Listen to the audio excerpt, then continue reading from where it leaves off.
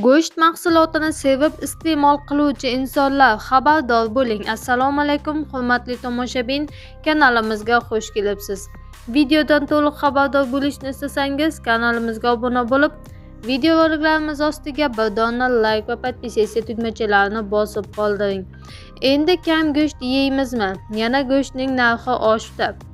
Mart so'rovlarida narxlaridan yuqori darajada o'sish kuzatilgan. Mahsulotlar ro'yxatida yana go'sht va sut yetakchilik qilgan. So'rovlarda ishtirok etganlarning 64% go'sht va sut narxlarining yuqori darajadagi o'sganini qayd etishgan.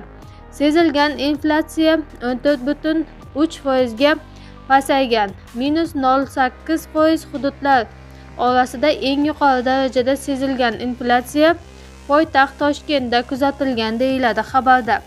O'zbekistonda va jahonda sodir bo'layotgan yangiliklardan birinchilardan bo'lib xabardor bo'lishni istasangiz kanalimizga obuna bo'lib, bir dona like va podpisatsiya tugmachalarini bosib qoldiring.